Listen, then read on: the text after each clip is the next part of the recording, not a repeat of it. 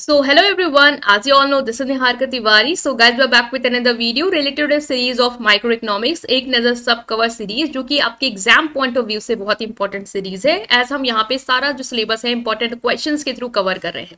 ठीक है, इससे पहले वाले पार्ट्स जो है नहीं देखे हैं तो प्लीज उसको चेकआउट करिए, बिकॉज अगर आप वो नहीं देखते हैं तो आपका कोई एक मतलब जो बेनिफिट है पूरा वो नहीं मिल पाएगा इस सीरीज से। ठीक है, सो मुझे इंस्टाग्राम पे जरूर फॉलो करिए। अब हम इस वीडियो को स्टार्ट कर रहे हैं। So without any further delay let's start this video.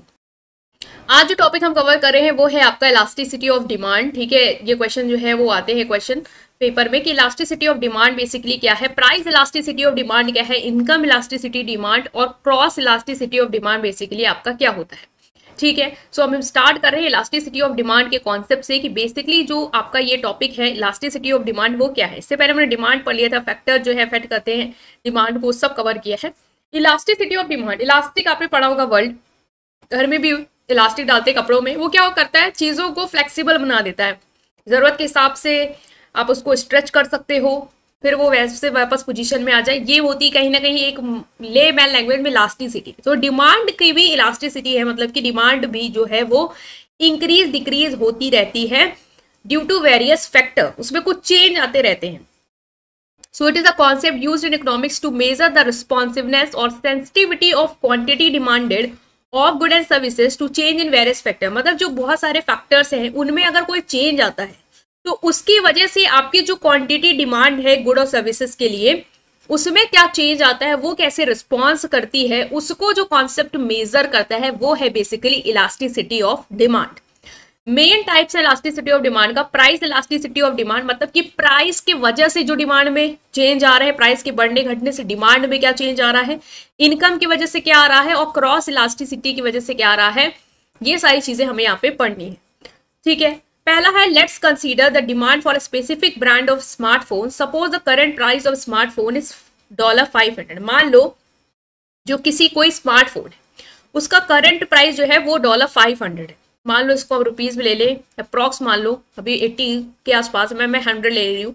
मान लो 50,000 है एक स्मार्टफोन की करंट प्राइस, उसकी क्वांटिटी डिमांड जब 50,000 है तो महीने में वो 1,000 यूनिट जो है वो उसकी डिमांड होती है इतने रुपए में। अब इमेजिन करो कि जो स्मार्टफोन का प्राइस है वो डिक्रीज हो गया, अब वो $400 हो गया, तो अब क्वांटिटी डिमांड और बढ़ जाएगी, क्योंकि जब आपको पता है प्राइस कम होता है तो डिमांड ऑटोमेटिकली क्या होती है, इंक्रीज होती है। तो अब 1500 यूनिट पर मंथ बिकने लग गई, इतनी डिमांड होने लगी।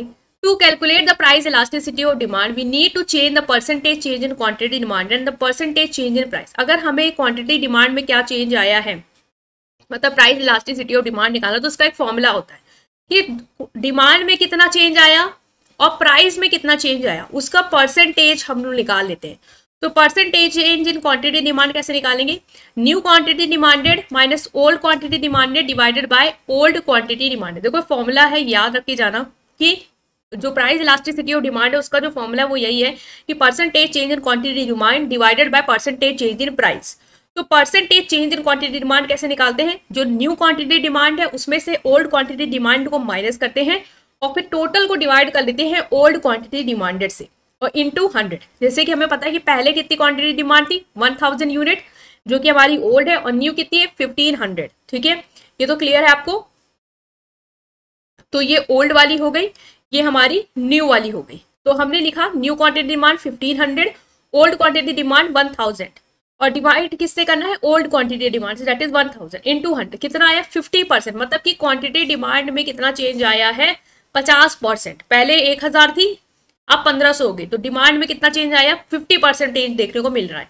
अब उसी तरीके से परसेंटेज चेंज इन प्राइस अगर देखें तो इसमें भी सेम फॉर्मूला होगा, न्यू में से ओल्ड माइनस करो डिवाइडेड बाय ओल्ड, तो new price minus old price divided by old price into 100। तो इसको हमने कर लिया, पहले कितनी थी, जब $500 की प्राइस था तब 1000 था, तो $500 था पहले, और फिर कितना हुआ 400, तो 400 minus 500 divided by 500 into 100, that is minus 20%।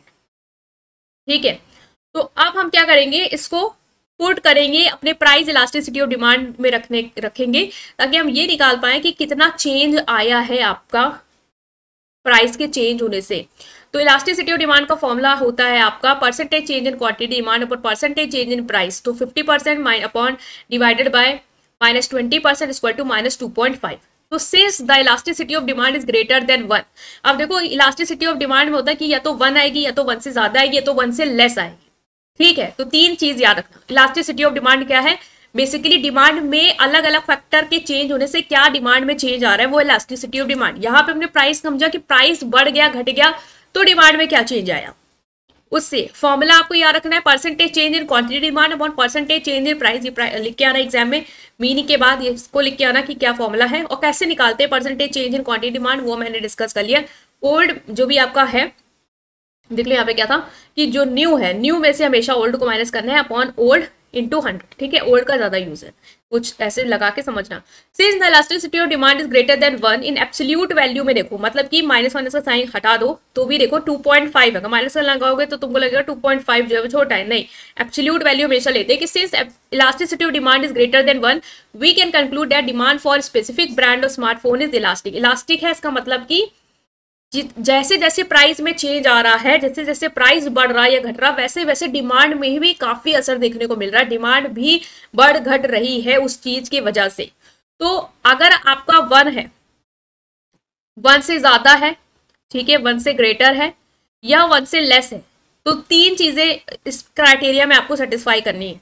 तो यहाँ पे एज 1 से ज्यादा एब्सोल्यूट वैल्यू, तो हम ये कहेंगे कि जो डिमांड है स्पेसिफिक ब्रांड की वो इलास्टिक है। इसका मतलब कि 1% decrease in price leads to more than 2.5% increase in demand. मतलब कि मान लो अगर 1% भी प्राइस घटा है तो 2.5% डिमांड में इंक्रीज आया। मतलब कि ऐसा भी नहीं कि 1% प्राइस घटा तो 1% ही डिमांड बढ़ी हो, तो फिर तो वो 1 के बराबर होता है। यहाँ पे क्या कि 1% प्राइस 1% मान लो 100 रुपए था, 100 का 1% हो गया 10 रुपए, 90 रुपए भी प्राइस हो गया है, तब भी उसका 2.5% बढ़ गई है डिमांड। ठीक है, अगर 100 में 2.5 निकालो तो मतलब 125। ठीक है, तो इस तरीके से आप समझ सकते हो कि अगर 1% डिक्रीज आ रहा है तो भी मोर देन 2.5% इंक्रीज हो रहा क्वांटिटी डिमांड, इसका मतलब ज्यादा डिमांड में चेंज आ रहा है जरा से भी प्राइस के डिफरेंस से। In this world consumer are highly responsive to the prices. का मतलब ये है कि कंज्यूमर जो है वो प्राइस चेंजेस की वजह से हाईली रिस्पॉन्सिव है। जैसे ही प्राइस में जरा सा भी चेंज आ रहा है वो डिमांड को जल्दी से जल्दी क्या कर रहा है, बढ़ा दे रहा है। Since price decrease has a significant impact on increasing the quantity demanded. अगर ये 1 से लेस आता है, इसका मतलब ये होता है कि प्राइस भले ही डिक्रीज हो रहा है लेकिन उतना क्वांटिटी डिमांड नहीं बढ़ रही, उससे कम ही डिमांड बढ़ रही है। प्राइस 1% डिक्रीज हुआ लेकिन क्वांटिटी डिमांड मान लो 0.5% ही इंक्रीज हुई, तो कोई ज्यादा इम्पैक्ट नहीं देखने को मिला, रिस्पॉन्सिव नहीं है कस्टमर प्राइस चेंज को। ठीक है, तो ये एक पूरा कॉन्सेप्ट था इलास्टिसिटी ऑफ डिमांड का जो हमने यहाँ पे समझा। आई होप कि काफी बेसिक क्लियर है आप लोग को। इससे पहले भी आप लोगों ने इसे पढ़ा जरूर होगा अपने 11th में, तो इतना कोई कॉम्प्लेक्स टॉपिक नहीं है, काफी इजी टॉपिक था। ठीक है, मूव करें नेक्स्ट आता है जो हमने यहाँ पे क्वेश्चन में पूछा गया था कि इलास्टिसिटी ऑफ डिमांड के बारे में बताना है। Price elasticity of demand, cross elasticity और इनकम इलास्टिसिटी। हम पढ़ेंगे प्राइस इलास्टिसिटी ऑफ डिमांड क्या होता है, मतलब कि प्राइस की वजह से जो भी आपकी डिमांड में चेंज आता है वो होता है price elasticity of demand. Price elasticity of demand measure the responsiveness of quantity demanded of good and services to change it price. मतलब कि कोई भी गुड एंड सर्विसेज है उसकी प्राइस में जब चेंज आता है तो उसकी वजह से क्वांटिटी डिमांड में क्या चेंज आता है वो मेजर करता है आपका price elasticity of demand. It is calculated at percentage change in quantity demand divided by percentage change in price. Formula देखो सेम है, percentage change in quantity demand divided by percentage change in price. Elasticity of demand को basically हम price elasticity of demand he consider करते हैं, इसलिए formula वही apply करना है। अगर price elasticity of demand greater than 1 है, it means that percentage change in price leads to larger percentage change in demand. जैसे हमने इससे पहले वाला एक एग्जांपल भी देखा था, वो प्राइस इलास्टिसिटी ऑफ डिमांड को ही रिफ्लेक्ट कर रहा है, क्योंकि elasticity of demand basically measure जो लेके कॉन्सेप्ट समझा जाता है वो प्राइस ही को लेके समझा जाता है, क्योंकि प्राइस ज्यादा फैक्टर है जो डिमांड में असर डालता है। ठीक है, तो हमने यहाँ समझा कि प्राइस इलास्टिसिटी ऑफ डिमांड जो है वो बेसिकली जो इलास्टिसिटी ऑफ डिमांड है उसको प्राइस इलास्टिसिटी ऑफ डिमांड से ही एग्जांपल से रिलेट करके लिख के आना है, क्योंकि इलास्टिसिटी ऑफ डिमांड का जो मेजर फैक्टर आता है ना डिमांड में जो चेंज आ रहा है डिमांड में, वो मेजर माना जाता है प्राइस की वजह से आ रहा है। ठीक है, तो इसलिए हमने जो पहला वाला जो एग्जाम्पल समझा था जहाँ पे हमने देखा था प्राइस जो मोबाइल फोन का था वो बढ़ गया, ठीक है, उसकी वजह से डिमांड में ज्यादा चेंज है, जो हमारा परसेंटेज में था 2.5, जो क्या बता रहा था कि अगर 1% भी प्राइस में हमने बढ़ाया घटाया, मतलब 1% भी अगर प्राइस में डिक्रीज हुआ है तो डिमांड 1% से भी ज्यादा बढ़ी है, 2.5% बनी, मतलब कि ज्यादा इंपैक्ट देखने को मिल रहा है। प्राइस सेलर जरा सा भी घटा रहा है तो डिमांड उसकी एकदम से बढ़ रही है। ठीक है, तो ये आपको याद रखना है, 1 इक्वल टू 1 और लेस देन 1। अगर ग्रेटर देन 1 है इसका मतलब डिमांड बहुत ही इलास्टिक है, इसका मतलब जरा सा भी प्राइस में चेंज होता है तो कंज्यूमर की जो डिमांड है वो लार्जर परसेंटेज से बढ़ जाती है। The demand for good and services relatively responsive to price changes. अगर 1 के इक्वल है इसका मतलब percentage change in price leads to equal percentage change in quantity demand. मतलब कि जितना परसेंटेज चेंज हुआ है, मान लो प्राइस 1% से ही गिरा है तो 1% से ही बस डिमांड बढ़ेगी, ज्यादा डिमांड नहीं बढ़ेगी। जितना प्राइस में दिखने को लग रहा है उतना ही उसमें डिमांड में भी बढ़ रहा है। अगर प्राइस इलास्टिसिटी डिमांड लेस है 1, इसका मतलब जो परसेंटेज चेंज आया है प्राइस में, मान लो प्राइस हमने 10% से घटाया है लेकिन जो डिमांड है वो 10% से नहीं बढ़ेगी, डिमांड मान लो 5% से ही बढ़ी, इसका मतलब कि कंज्यूमर को इतना इम्पैक्ट नहीं, फर्क नहीं पड़ा उसका प्राइस घटने से, उसे तब भी अपनी डिमांड उतनी नहीं बढ़ाई, थोड़ी बहुत डिमांड ही बढ़ाई। तो इससे हमने समझा कि प्राइस इलास्टिसिटी ऑफ डिमांड क्या है। नेक्स्ट आता है आपका इनकम इलास्टिसिटी ऑफ डिमांड। अब देखो प्राइस की वजह से भी डिमांड इलास्टिक होती है, बढ़ती घटती है, और इनकम की वजह से, कंज्यूमर की इनकम बढ़ी तो आपको पता है डिमांड वो ज्यादा करेगा, कंज्यूमर की इनकम घटी तो वो डिमांड ज्यादा मतलब कम करेगा। अब हमने देखो देखा था नॉर्मल गुड और ऐसे गुड थे जो लग्जरी गुड थे। नॉर्मल गुड कौन से थे? जो गुड नॉर्मल है, मतलब कि एक नॉर्मल गुड पढ़ा था हमने, एक इंफीरियर गुड्स पढ़े थे, ठीक है, दो आपको याद होगा, एक नॉर्मल एक इंफीरियर पढ़ा था, एक नॉर्मल पढ़ा था। नॉर्मल गुड्स वो होते हैं जो मतलब आपकी अगर इनकम बढ़ती है तो आप उसकी डिमांड ज्यादा करते हो, और अगर इनकम घटती है तो आप उसकी डिमांड कम करते हो, क्योंकि आप स्विच कर जाते हो इंफीरियर गुड पे जो इतना अच्छा नहीं। मान लो मोटे चावल है, अगर आपके पास इनकम ज्यादा अच्छी है तो आप बासमती खाओगे, इनकम ज्यादा अच्छी नहीं है तो आप हो सकता है मोटे वाले चावल पे स्विच कर जाओ। लेकिन जब इंफीरियर गुड में हमने समझा था डिमांड से पहले हमने पढ़ लिया है कॉन्सेप्ट में, दोबारा रिपीट करियो। इंफीरियर गुड में जब हमने डिमांड पढ़ी तो हमने पढ़ा था कि इंफीरियर गुड में क्या होता है, जब इनकम आपकी बढ़ती है तो आप इंफीरियर गुड की डिमांड कम करते हो, क्योंकि आपके पास इतने पैसे होते हैं कि आप महंगा वाली चीज खा पाओ, है ना। तो दोनों केस में हमने ये समझा था कि केस जो है वो थोड़ा उल्टा हो जाता है। तो आपको याद होगा कि अगर नॉर्मल गुड है, ठीक है, अगर नॉर्मल गुड है तो अगर आपकी इनकम बढ़ी है तो डिमांड भी बढ़ेगी, लेकिन अगर इंफीरियर गुड है मतलब बेकार वाला गुड है तो जब आपकी इनकम बढ़ती है तो उसकी डिमांड घटती है, तो अपोजिट आ जाएगा रिलेशन। आई होप कि ये समझ में आया मेरा वाला पॉइंट आप लोग को। अब हम मूव कर रहे हैं इसमें कि income elasticity of demand measure the responsiveness of quantity demanded of good and services to change in the income of consumer. मतलब कंज्यूमर की इनकम जब चेंज होती है तो उसकी वजह से कितना चेंज आता है डिमांड में, वो होता है income elasticity of demand. It is calculated at the percentage change in quantity demanded divided by percentage change in income। ये को इसको भी वैसे कैलकुलेट करते हैं, percentage change in quantity demanded divided by percentage change in income. उसमें कहता है percentage change in quantity demand divided by percentage in price, ठीक है। तो यहाँ पे इनकम है एज कि इनकम की वजह से कितना कंज्यूमर की डिमांड में उतार चढ़ाव आ रहा है, वो इनकम इलास्टिसिटी है। तो यहाँ पे हम लोग डिवाइड करेंगे नीचे से इनकम में। तो फॉर्मूला आपको ज्यादा याद करने का कुछ है नहीं, percentage change in quantity demand divided by percentage change in income. Income वाले में इनकम डालना, प्राइस वाले में प्राइस डालना, ठीक है। Let consider the demand for luxury goods such as high ended watches. मान लो हमने डिमांड ली लग्जरी गुड की। लग्जरी गुड कौन से होते हैं? जो बहुत ही एक्सपेंसिव है, स्टेटस सिंबल वाले, ठीक है, high end watches. Suppose the average monthly income of consumer in a particular market is $5। मान लो एक जो एवरेज मंथली इनकम है बहुत सारे कंज्यूमर्स के पर्टिकुलर मार्केट में, वो एवरेज बेसिस पे देखे वो कितनी है, $5,000 है। At this income level quantity demand for high end watch is 500 per unit. और इस इतनी इनकम पे लोग कितनी डिमांड कर रहे हैं इस वॉचेस की? 500 यूनिट कर रहे हैं पर मंथ। अब इमेजिन करो इनकम जो है लोगों की वो बढ़ गई, $6,000 हो गई average.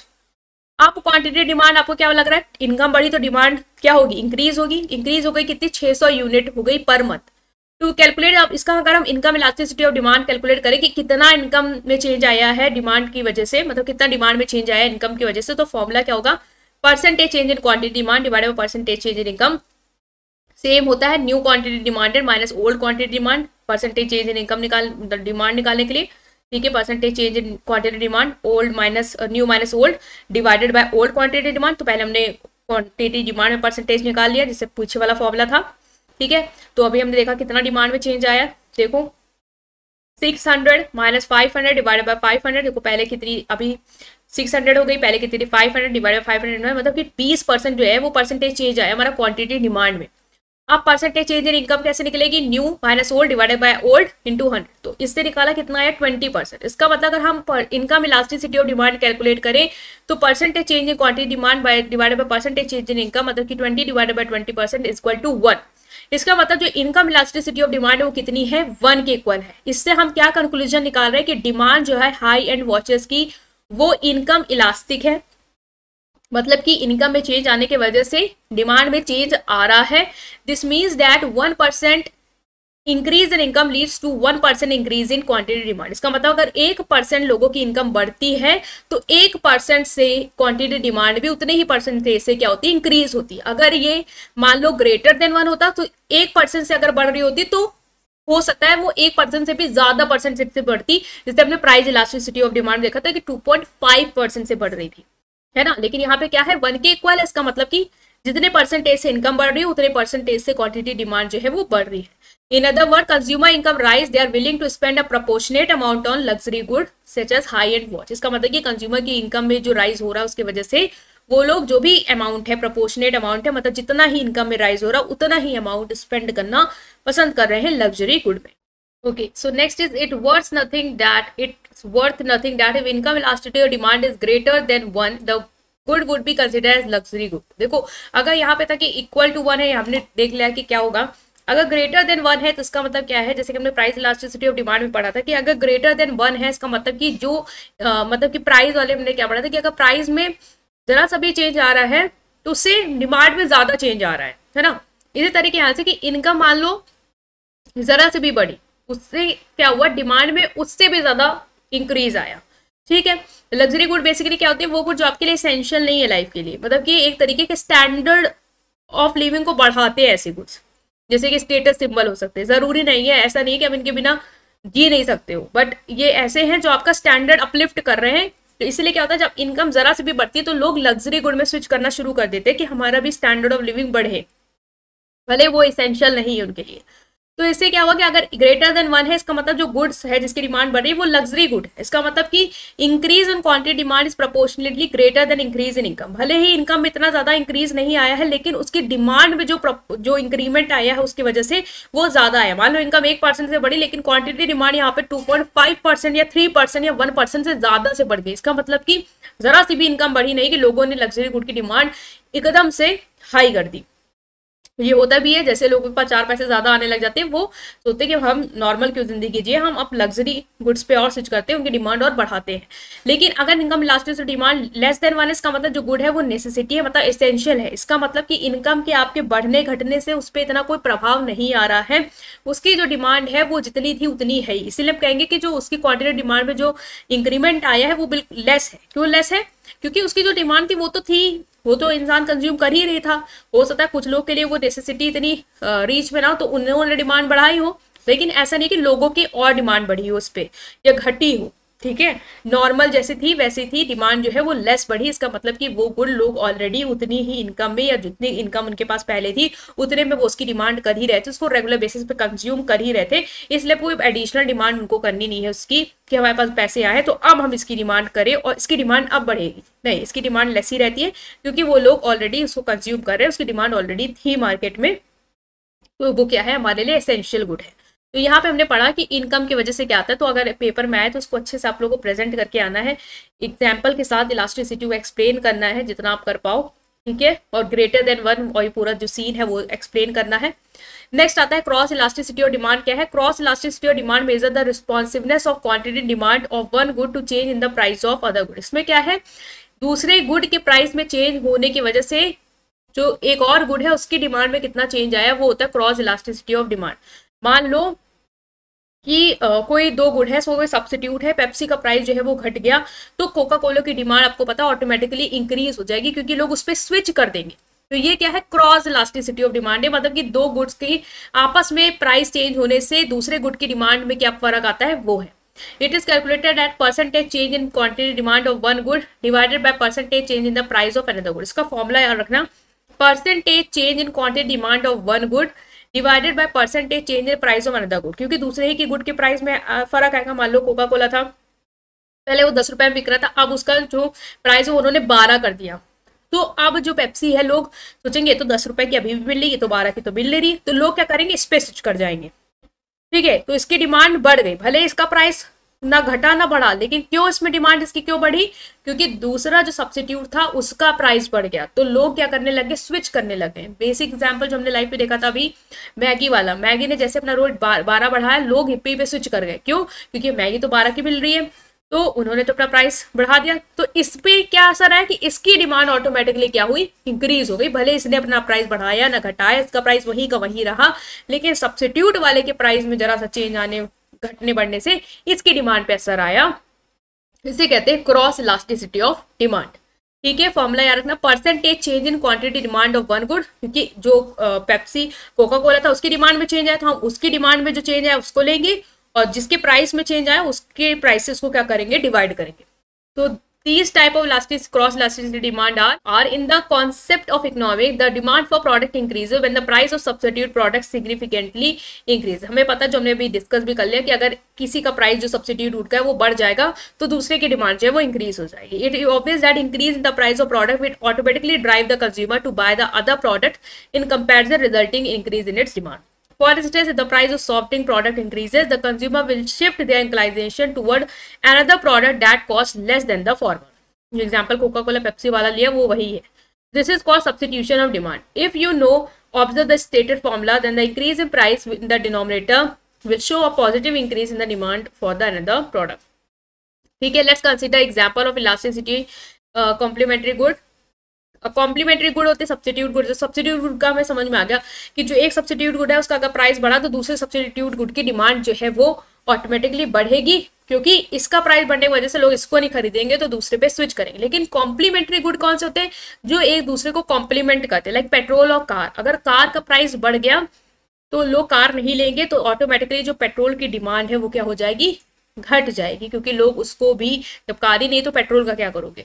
Suppose you want to calculate the cross elasticity of demand between smartphone and phone case. In this case smartphone and phone case are complementary good. जो स्मार्टफोन होते हैं, मोबाइल होते हैं, उसका जो बैक कवर होता है वो क्या है, कॉम्प्लीमेंट्री गुड है। ठीक है, क्योंकि हम लोग साथ में यूज करते हैं। When someone buy smartphone they often need a phone case to protect it, therefore change in the price of one good can influence the demand for the other good. अगर मोबाइल का price बढ़ गया तो लोग mobile नहीं लेंगे, तो फिर फोन केस भी नहीं लेंगे। तो भले फोन केस का प्राइस बढ़ा घटा ना हो, लेकिन उसकी डिमांड जो है वो घट जरूर जाएगी। ठीक है, तो इसका मतलब एक के चेंज आने से दूसरे के में भी चेंज हमें देखने को मिल रहा है। क्रॉस इलास्टिसिटी ऑफ डिमांड का फॉर्मूला क्या है, percentage change in quantity demand of good A divided by percentage change in price of good B.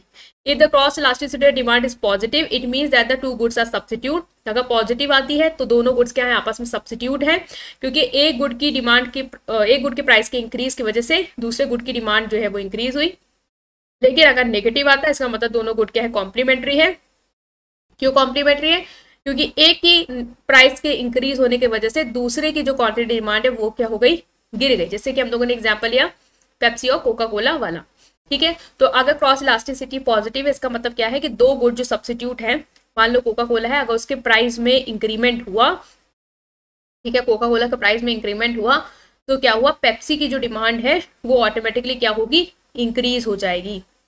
ठीक है, तो ये है कोका कोला का प्राइस और ये डिमांड है किसकी, पेप्सी की है। ठीक है, तो पेप्सी की डिमांड हमने क्या बताया, इंक्रीज हो जाएगी। तो इसके प्राइस के चेंज की वजह से इसकी डिमांड में क्या आ रहा है, असर आ रहा है। ठीक है, तो ये पॉजिटिव, देखो एरो पॉजिटिव जा रहे हैं। लेकिन अगर क्या है, नेगेटिव है, मतलब कि increase in the price of one good. मान लो कि ये फोन केस है, मान लो मोबाइल है, ये मोबाइल का जो फोन है उसके प्राइस बढ़ गए, तो इसका मतलब क्या हो जाए, दूसरे गुड की जो डिमांड है, मतलब कि दूसरे गुड की डिमांड किसकी है, जो फोन केस था हमारा। ठीक है, फोन केस जो था, इसको मैं शॉर्टकट में लिख रही हूँ, उसकी डिमांड क्या हो गई, डाउन हो गई। तो क्या हुआ, ये नेगेटिव आ रहा है। तो अगर पॉजिटिव, इसका मतलब गुड्स क्या है, सब्स्टिट्यूट है, और अगर नेगेटिव है तो गुड्स क्या है, आपके कॉम्प्लीमेंट्री। तो इस तरीके से थोड़ा सा रिप्रेजेंटेशन हो जाएगी इसकी, ये समझाने के लिए बता दिया है कि क्यों ऐसा कॉन्सेप्ट अप्लाई हुआ। ठीक है, तो ये हमने ये इंपॉर्टेंट क्वेश्चन जो है वो थ्योरी के साथ कवर किया। आई होप कि समझ में आया होगा। स्टिल कोई भी डाउट हो उसे कमेंट सेक्शन में जरूर बताएंगे। नेक्स्ट मूव करें नेक्स्ट क्वेश्चन के साथ, जो कि है आपका इस सीरीज में कि explain briefly the supply schedule क्या है, सप्लाई कर्व क्या है, और प्राइस इलास्टिसिटी ऑफ सप्लाई जो है वो क्या होती है। इससे पहले हमको सप्लाई के बारे में पढ़ा था, सप्लाई की डिटर्मिनेंट फैक्टर सब। अब हम यहाँ पे सप्लाई शेड्यूल जो है, सप्लाई स्केड्यूल जो भी बोलो आप, वो पढ़ेंगे। Supply schedule is a table that show the quantity of a product or a service that producer are willing or able to supply different price। मतलब अलग अलग प्राइस पे कितने क्वांटिटी ऑफ प्रोडक्ट एक सेलर, एक प्रोड्यूसर प्रोड्यूस करना चाहता है या सप्लाई करना चाहता है, वो होता है सप्लाई शेड्यूल। जैसे कि सप्लाई शेड्यूल देखो, एक टेबल बनी हुई है, ये क्या बता रहा है कि इस प्राइस पे कितना सेलर क्वांटिटी प्रोड्यूस करने को तैयार है। तो वही जो टेबल होती है वो से ही हम कहते हैं supply schedule. A table that shows the quantity of a product or service that a producer are willing and able to supply at a different price। मतलब 10 रुपए में 150 यूनिट सप्लाई कर सकता है, 11 में 180, 12 में 210। तो ये जो टेबल इसको शो कर रही है वो क्या होती है, supply schedule. It outline the relationship between price and quantity supplied. ये प्राइस और क्वांटिटी सप्लाइड के बीच में क्या रिलेशन है उसको आउटलाइन करता है। Holding other factor constant. अब एक सप्लाई को बहुत सारे फैक्टर भी इन्फ्लुएंस करते हैं, लेकिन यहाँ पे हम सप्लाई के साथ से प्राइस का ही रिलेशन समझ रहे हैं, इसलिए हमने कहा बाकी जो भी फैक्टर उसे हमने कांस्टेंट रखा है। द सप्लाई शेड्यूल, मैं शेड्यूल भी बोल दे रही हूँ, शेड्यूल भी बोल दे रही हूँ, जो भी आपको लगे convenient. Typically present higher quantity supplied at a higher price. इसका मतलब ये क्या प्रेजेंट कर रहा है कि हायर क्वांटिटी, हायर प्राइस पे जो सप्लायर होता है वो हायर क्वांटिटी क्या करता है, सेल करता है या प्रोड्यूस करता है, क्योंकि उसको लगता है कि हायर प्राइस है, प्राइस ज्यादा है तो हम ज्यादा प्रोड्यूस करेंगे तो ज्यादा प्रॉफिट बनाएंगे। देखो 14 रुपए जब है तो 270 क्वांटिटी वो दे रहा है, लेकिन जब 10 थे कम था प्राइस तो वो 150 ही दे रहा था। इसका मतलब ये प्रेजेंट करता है, रिफ्लेक्ट क्या कर रहा है, पॉजिटिव रिलेशन है प्राइस और क्वांटिटी सप्लाइड में, कि प्राइस जैसे जैसे जो आपका प्राइस है वो और जो क्वांटिटी सप्लाइड है वो उसमें क्या है, पॉजिटिव रिलेशन। मतलब जैसे जैसे प्राइस बढ़ रहा है वैसे वैसे क्वांटिटी भी आपकी क्या हो रही है, बढ़ रही है। डिमांड में नेगेटिव था, इसमें क्या है, पॉजिटिव। सप्लाई कर्व क्या होता है, जब इसी सप्लाई शेड्यूल की हेल्प से जब हम इसका ग्राफिकल रिप्रेजेंटेशन कर देते हैं वो हो जाता है आपका सप्लाई कर्व। मान लो इसी को प्लॉट कर लो, क्वांटिटी इधर लिख लो, प्राइस इधर लिख लो, और अलग अलग प्लॉट कर लो उसको। मतलब कि जैसे अपने ग्राफ पेपर बनाए तो 10, 11, 12, 13 ऐसे 14 इस तरीके से इसको यहाँ पे मेंशन कर लो, 10, 11, 12, 13, 14, और यहाँ पे ऐसे वो। तो आपने जो भी आपका सप्लाई कर्व आएगा वो क्या होगा, ये आपका सप्लाई कर्व होगा। जो ग्राफिकल रिप्रेजेंटेशन होता है सप्लाई शेड्यूल का उसे कहते हैं supply curve. It shows the relationship between the price of product and the quantity that producer are willing and able to supply at each price. ये भी रिलेशनशिप ही शो कर रहा है ऑफकोर्स, बट ये ग्राफिकल वे में relationship show कर रहा है। अगर कर्व का स्लोप अपवर्ड है, अपवर्ड मतलब ऊपर जा रहा है, from left to right, indicate करता है कि as the price increase quantity supplied also increase. अगर कर्व जो है जैसे ये जा रहा है, ये इंडिकेट कर रहा है कि जैसे जैसे प्राइस बढ़ता है वैसे वैसे सप्लाई भी क्या हो रही है, इंक्रीज हो रही है। This is based on the assumption that other factors such as input cost technology remain constant. इसका मतलब कि जो बाकी फैक्टर है उन्हें अगर हम कांस्टेंट रखें तो इसका मतलब जैसे ही प्राइस बढ़ेगा वैसे वैसे सप्लाई जो है वो बढ़ेगी। नेक्स्ट आता है प्राइस इलास्टिसिटी ऑफ सप्लाई। क्या होता है, जैसे हमने इतना पढ़ डाला, डिमांड के साथ जो इलास्टिसिटी थी, price elasticity of demand, income elasticity of demand, cross elasticity of demand. उसी तरीके से एक आता है कि प्राइस इलास्टिसिटी ऑफ सप्लाई। इसका मतलब कि प्राइस के बढ़ने घटने से सप्लाई में कितना फर्क आ रहा है वो होगा आपका price elasticity of supply.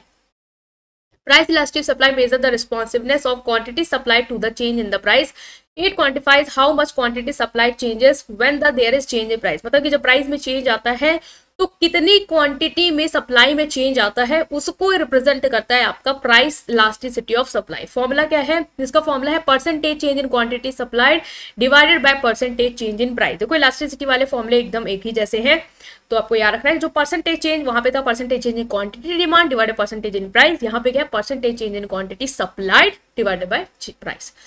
If the price elastic supply is greater than 1, मान लो अगर ग्रेटर देन 1 आता है आंसर आपका, इसका मतलब सप्लाई क्या है, इलास्टिक है। इसका मतलब कि percentage change in the price leads to larger percentage change in the quantity supply. इसका मतलब कि अगर जरा सा भी प्राइस में चेंज आ रहा है इसका मतलब प्रोड्यूसर ज्यादा से ज्यादा क्वांटिटी प्रोड्यूस कर रहा है, ज्यादा से ज्यादा परसेंटेज में। मान लो अगर प्राइस जो है किसी चीज का 1% से बढ़ रहा है तो उसकी सप्लाई प्रोड्यूसर 5% से बढ़ा रहा है, तो इसका मतलब क्या है, प्राइस इलास्टिसिटी और डिमांड ग्रेटर देन 1 है। नेक्स्ट आता है आपका कि if the price is less, if the elasticity is less than 1, supply is considered in elastic. लेकिन अगर 1 से लेस है तो सप्लाई क्या है आपकी इन इलास्टिक। जैसे डिमांड में था, अगर लेस देन 1 है तो डिमांड इन इलास्टिक है। इसका मतलब कि आपका जो प्राइस है उसमें चेंज आने से जो सप्लाई की क्वांटिटी है उसमें कोई चेंज नहीं आ रहा है। प्रोड्यूसर भले एक मान लो अगर प्राइस जो है वो आपका 5% से चेंज हो रहा है, लेकिन जो उसकी सप्लाई है वो प्रोड्यूसर चेंज नहीं कर रहा है, वो बस 1% ही मान लो ज्यादा प्रोड्यूस कर रहा है। ऐसा नहीं कि 5% से आपका प्राइस जो है वो चेंज हुआ तो प्रोड्यूसर 10% से अपनी जो सप्लाई है वो बढ़ा दे, नहीं। लेस देन 1 है इसका मतलब कि इलास्टिक नहीं है, इसका मतलब जो प्राइस की वजह से इंपैक्ट आ रहा है सप्लाई में वो कोई खास नहीं आ रहा है।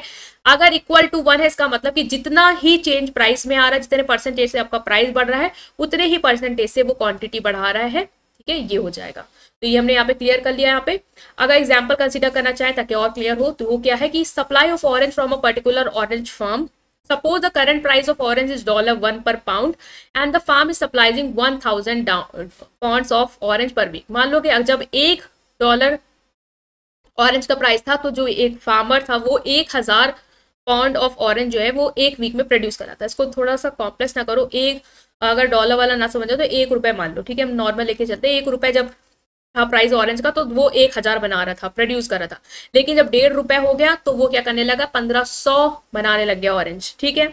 इसका मतलब इलास्टिसिटी में कितना चेंज आया, तो फॉर्मूला क्या था, percentage change in quantity supplied, new quantity supply minus old quantity supply divided by old quantity supplied into 100। जैसे डिवाइड उसका फॉर्मूला था डिमांड वाले का, सेम यही पे है कि मान लो 1500 से बढ़ी सप्लाई तो 1500 आपकी न्यू क्वांटिटी हो गई, ओल्ड 1000 थी, 1000 से डिवाइड किया। इसका मतलब जो क्वांटिटी में चेंज आया वो कितने से आया, 50% से आया। और प्राइस में जो चेंज आया, new price minus old divided by old into 100, वो आया 50%। इसका मतलब 50% क्वांटिटी सप्लाई डिवाइडेड बाय 50%, इसका मतलब एक। तो जब हमें पता है जब एक के बराबर आता है, इसका मतलब ये होता है कि जितनी ही परसेंटेज चेंज आ रहा है आपका प्राइस में, उतना ही परसेंटेज से वो क्वांटिटी सप्लाई भी बढ़ रही है। अगर मान लो कि 50% इंक्रीज हुआ है प्राइस में, तो 50% ही वो क्वांटिटी और बढ़ा के प्रोड्यूस कर रहा है, ठीक है। तो ये हमने यहाँ पे समझा आपका क्या था, it's worth nothing that if price elasticity of demand is greater than 1। इसका मतलब supplied would be consider elastic. Greater than 1 होगा तो सप्लाई इलास्टिक होगी, लेस देन 1 होगा तो इन इलास्टिक होगी। क्योंकि क्यों इलास्टिक हो गया, अगर ग्रेटर देन 1 होगा तो हम लेता पढ़ भी आए हैं। It means that 1% increase in price would leads to more than 1% increase in quantity supply. इसका मतलब कि 1% इंक्रीज अगर प्राइस में बढ़ हो रहा है तो क्वांटिटी सप्लाई में 1% से भी ज्यादा इंक्रीज हो रहा है, ठीक है। और अगर प्राइस इलास्टिक तो सप्लाई लेस देन 1 है, इसका मतलब सप्लाई जो है वो इन इलास्टिक है। In case 1% increase in price would lead to in proportion smaller increase in quantity supply. मान लो प्राइस में 1% से इंक्रीज हुआ है, लेकिन जो सप्लाई है उसमें 1% से भी इंक्रीज नहीं हुआ, वो मान लो कि 0.5% से ही सिर्फ इंक्रीज हो, तो वो लेस। ये हमने पूरा कॉन्सेप्ट समझा आपका नेक्स्ट क्वेश्चन का। आई होप कि बिल्कुल क्लियर है आपको।